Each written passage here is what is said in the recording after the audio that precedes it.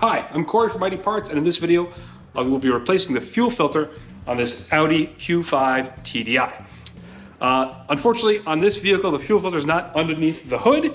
It's actually located under the car, right in front of the passenger side rear wheel. I have a fuel filter here from Hengst, and as you can see, it's a fairly easy affair. Just a canister filter with 2 noise bumpers. So I have a lift here. I'm going to put the car up on a lift. You don't necessarily need a lift on this. There's enough room to do it underneath the car, but for the purposes of filming the video, it'd be a lot easier if I'm on the lift to show you how to get this done. All right, let's go. So the fuel filter is located under this fabric molded panel here.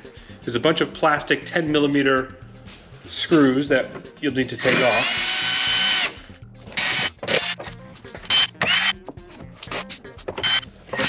And then finally, there's a small push pin at the end here that you can pop out as well.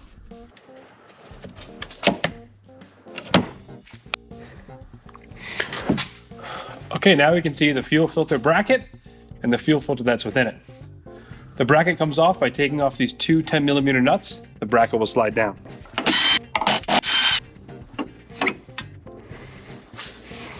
Now to take the fuel filter out, we just have to unclamp the 2 clamps here.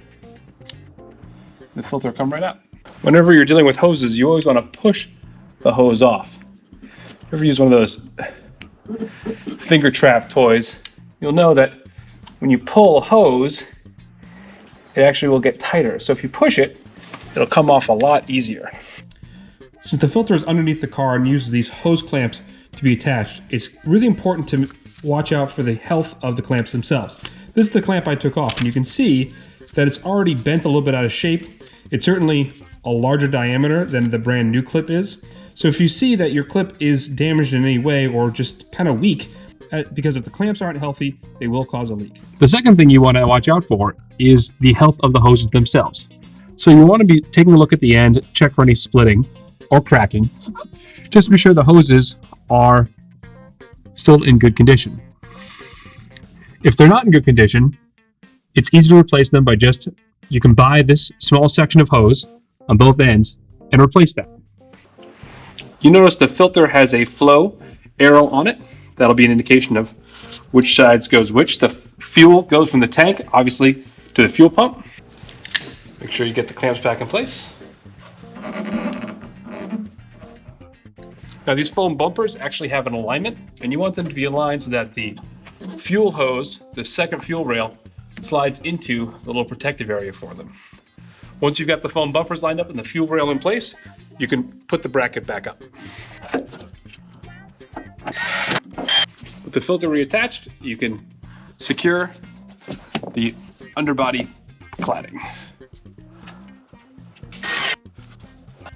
We've got everything buttoned up down here. Last step is to prime the fuel filter. We'll have to do that from inside the car. Now to prime the fuel filter, you'll have to go into VCDS, go into Engine, then click on Output Tests and Fuel Pump Electronics, and click Start. You'll hear the fuel pump running in the back, and you'll hear some air gurgling. You'll want to leave this test running for about 30 seconds to get all the air out.